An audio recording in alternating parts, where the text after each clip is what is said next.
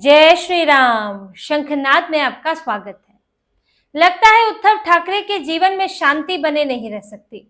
कुछ दिनों का आराम आता है, एक आध राहत मिलती है कि फिर से उथल पुथल शुरू हो जाती है। अभी उद्धव ठाकरे ने थोड़ी राहत की सांस ली ही थी कि चलो एमएलसी की सीट अब हमारे ही पास आएगी, अंबादास दानवे को कांग्रेस समर्थन दे देगी। लेकिन अब फिर से उनकी पार्टी के सांसद इधर उधर शिंदे गुट में दिखने लगे हैं और इसके बाद बेचैनी ऐसी हुई है कि मातोश्री से सीधे एक आदमी दौड़ाया गया, मामले का पता किया गया, उद्धव ठाकरे से बात कराई गई कि कहीं कौन जाने वाला है, इसको हम रोक सके तो रोक पाए किसी तरह। देखिए, संजय पाटिल जो इनके मुंबई उत्तर पूर्व से सांसद हैं, संजय पाटिल एकनाथ शिंदे की गाड़ी में देखे गए। एकनाथ शिंदे और वो एक ही गाड़ी में जा रहे थे। जब मीडिया को दिखा, जब तस्वीरें आई तो फिर मातोश्री में ऐसी हलचल मच गई, ऐसी बेचैनी हो गई कि फिर एक आदमी दौड़ाया गया संजय पाटिल के पास। सचिन अहीर इन्हीं के नेता हैं ठाकरे समूह के, उनको संजय पाटिल के घर भेजा गया और संजय पाटिल ने वहां पर उन्होंने बात की संजय पाटिल से और फिर सचिन अहीर ने संजय पाटिल की बात उद्धव ठाकरे से कराई और फिर उनसे पूछताछ हुई कि क्या हुआ, एकनाथ शिंदे के साथ क्यों थे, तुम्हारा क्या इरादा है, क्योंकि उद्धव ठाकरे तो परेशान है और अरविंद केजरीवाल की जो हालत है उसे देखकर और परेशान हो गए हैं कि एक साथ 6-6, 7-7 विधायकों का, सांसदों का जाना इनकी पार्टी को संसद के अंदर खाली कर देगा। फिर कौन बचेगा? 2-3 आपके बचेंगे। राज्यसभा में पहले ही एक सीट शरद पवार ले गए इनसे छीन कर। तो इनको ऐसा डर लगा कि इन्होंने तुरंत एक आदमी भिजवाया और संजय पाटिल से बात की। हुआ क्या था? संजय पाटिल का कहना है जैसे कि उनकी पत्नी का एक्सीडेंट हुआ और वो फोर्टिस में एडमिट है, तो एकनाथ शिंदे उनकी पत्नी का हालचाल जानने आए थे और जब वो आए तो एकनाथ शिंदे को किसी शादी समारोह में जाना था, वो भी निकल रहे थे तो संजय पाटिल उनके साथ ही निकल गए। अब इन्होंने तो इसे राजनीतिक शिष्टाचार कहा, लेकिन संजय पाटिल की पत्नी का एक्सीडेंट, लेकिन उद्धव ठाकरे और आदित्य ठाकरे अस्पताल नहीं आ रहे हैं, एकनाथ शिंदे अस्पताल देखने आ रहे हैं।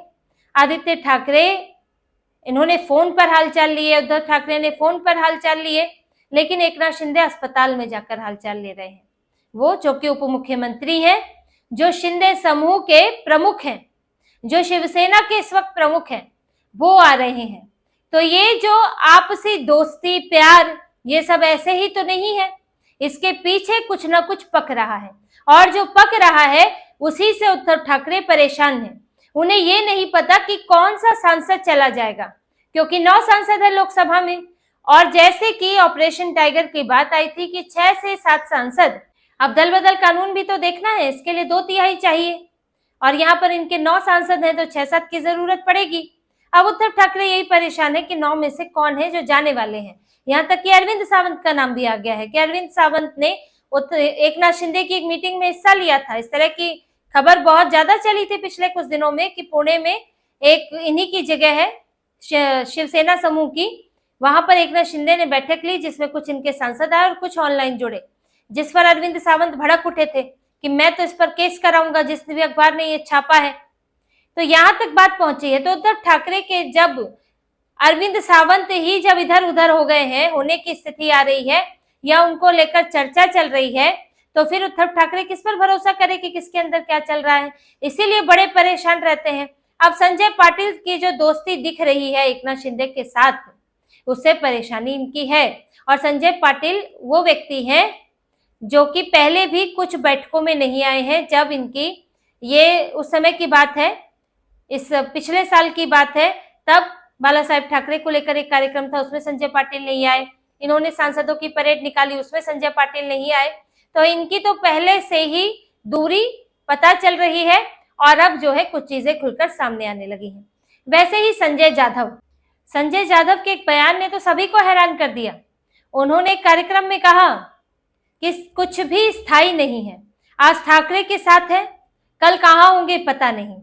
जिनके साथ बड़ा हुआ, जिन्होंने बड़ा किया, उनको कभी धोखा नहीं दूंगा, लेकिन अभी के हालात बदल गए हैं। ये बात संजय जाधव ने कही और ये साफ इशारा दिखाता है कि संजय जाधव अब कुछ और सोच रहे हैं। ये एक लाइन ही काफी है इसके लिए कि आज ठाकरे के साथ है, कल कहाँ होंगे पता नहीं। तो वो संजय जाधव इस वक्त सबसे ज्यादा ऐसे उभर कर सांसद आ रहे हैं जिनके सबसे ज्यादा चांस है कि वो पार्टी बदल सकते हैं, कभी भी बदल सकते हैं। संजय जाधव देखिए पिछले कुछ दिनों इनकी बैठकों में भी नहीं आए हैं, परभणी से सांसद है, परभणी को लेकर, लोकसभा को लेकर, अलग अलग लोकसभाओं को लेकर जो है बैठक हुई थी। परभणी की इस बैठक में ये नहीं आए, जिसके बाद चर्चा होने लगी थी कि संजय जाधव ने संभवतः अपना मन बना लिया है। और जब ये सब चल रहा है तो उस बीच में एक बड़ा विद्रोह भी सामने आया है परभणी के अंदर। इनके 82 पदाधिकारियों ने इस्तीफा दे दिया है। उनकी नाराजगी चल रही है क्योंकि उद्धव ठाकरे ने जिला अध्यक्ष गंगा प्रसाद अनेराव को उनके पद से हटा दिया और किसी और को बिठा दिया। अब इससे भयंकर नाराजगी हो गई और गंगा प्रसाद अनेराव जो है वो संजय जाधव के करीबी भी माने जाते हैं। तो कहीं ना कहीं इसे कार्रवाई के तौर पर भी देखा जा रहा है कि जाधव के करीबियों को रिप्लेस किया जाए। अगर जाधव जाने ही वाले हैं तो फिर उनके करीबी यहाँ इस पद पर क्यों बने रहेंगे, तो उनको पहले से ही रिप्लेस करना शुरू कर दिया जाए। अब इसको लेकर जो इनके और समर्थक है 82 पदाधिकारी, क्योंकि अच्छी पकड़ है इनकी उस इलाके में, इसलिए जीत दिलाई थी इनको, तो 82 पदाधिकारियों ने इस्तीफा दे दिया है और उनका कहना है 8 दिन का अल्टीमेटम उद्धव ठाकरे को दिया है कि अगर गंगा प्रसाद अनेराव वापस नहीं होते इस पद पर तो ये इस्तीफा आपको भेज दिया जाएगा। अभी लिखा जा चुका है, आपको भेज दिया जाएगा, फिर हम आपकी पार्टी से विदा ले लेंगे। तो इस स्तर तक की फूट चल रही है। अब जब इस तरह का टकराव है और इनके विधायक है राहुल पाटिल, उन्होंने भी बड़ा अजीबोगरीब बयान दिया है कि शिवसेना एक ऐसी फैक्ट्री है जिसमें से ऐसे नेता निकलते हैं जिनके लिए समय रुकता नहीं है।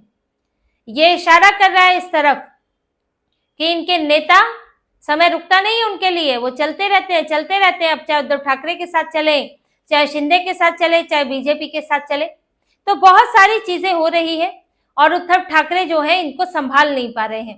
कोंकण में इनके हाल खराब है, इनके कड़कवली में इनके नगराध्यक्ष हैं और इनके पूर्व जिलाध्यक्ष भी रहे हैं संदेश पारकर, जिन्हें चुनाव में दूसरी पार्टियों का भी समर्थन मिला था जीतने के लिए, सिर्फ अपनी पार्टी से ही नहीं मिला था। अब संदेश पारकर एकनाथ शिंदे के संपर्क में बताए जा रहे हैं। और वैसे भी देखिए ऐसा इलाका है कोंकण ठाणे जहां पर उद्धव ठाकरे की पार्टी नगण्य हो चुकी है, इनके पास नेता नहीं है, ये ना वहां पर विधायकी में जीत पाते हैं, ना लोकसभा में जीत पाते हैं, ना ही इनकी हालत अब वहां पर म्यूनिसिपैलिटी जीतने की है। तो ऐसे में जो वहां बचा भी है उसके पास क्या है। अब ये लगता है कि भाई पार्टी का भविष्य खत्म हो रहा है, पार्टी का आधार खत्म हो रहा है। जब पार्टी ही कमजोर रहेगी तो हम जीतेंगे कहां से। तो इसलिए ऐसी जगह जाए जो मजबूत है। और ये तो एक तरह की घर वापसी भी है, मतलब ये घर की तरह ही है ना, घर वापसी तो नहीं कहेंगे लेकिन घर की तरह ही है कि ये भी शिवसेना वो भी शिवसेना, विचारधारा भी, इसकी विचारधारा भले ही अभी बदल गई उद्धव ठाकरे की, लेकिन लंबे समय से हिंदुत्व की विचारधारा थी। तो यहाँ भी हिंदुत्व की विचारधारा है और ऊपर से वो सत्ता में शामिल है, तो सब अपना जो है राजनीतिक भविष्य देख रहे हैं। इसीलिए संदेश पारकर के भी जल्द ही पाला बदलने की इस तरह के कयास लग रहे हैं।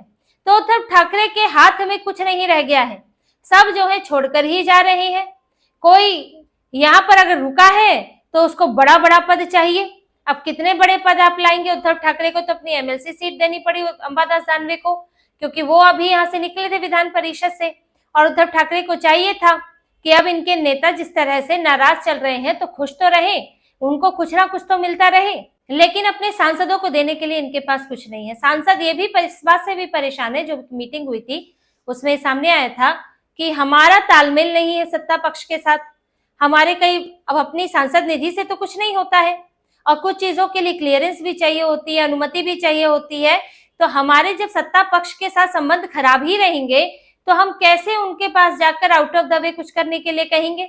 हमारी तो फाइल ही अधिकारी दबा कर बैठे रहते हैं, तो हम कैसे शिकायत करने जाएंगे यहाँ मुख्यमंत्री के पास, और फिर हम अपने इलाके के लिए काम नहीं करा पाए तो अगली बार मुश्किल हो जाएगी। तो आखिर आप क्यों नहीं जा सकते मुख्यमंत्री के पास, क्योंकि उद्धव ठाकरे ने इस तरह का माहौल बना रखा है कि हर बात पे झगड़ना है, हर चीज की आलोचना करनी है। तो जब आप ये हाल दुश्मनी बनाओगे तो दुश्मन से जाकर कोई कैसे मिल पाएगा। अगर कोई जाकर मिलता है तो ये लोग यहाँ तो खलबली मच जाएगी जी, पार्टी छोड़कर जाने वाले हैं, पार्टी में टूट पड़ रही है। तो ऐसे में इनका सरकार के साथ तालमेल बैठ ही नहीं पाता है। सांसद इससे भी परेशान थे।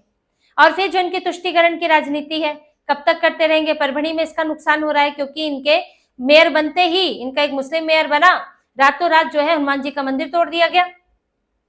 तो इसका जवाब देना पड़ता है, इसका जवाब संजय जाधव को देना पड़ेगा। तो इसलिए इन्हें लगता है कि यहाँ पर अगर हम किसी तरह इनको जिता भी रहे हैं तो वहां सत्ता तुष्टिकरण वालों के हाथ में जा रही है, हमें क्या मिल रहा है।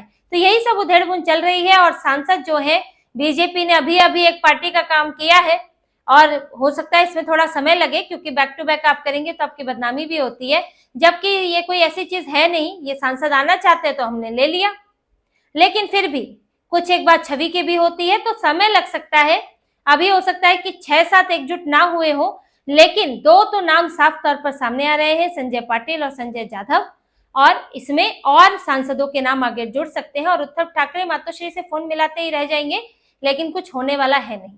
तो इसी तरह की और खबरें और विश्लेषण आपके लिए लाते रहेंगे, हमसे जुड़े रहिए, सब्सक्राइब कीजिए, कमेंट कीजिए। बहुत बहुत धन्यवाद। जय श्री राम।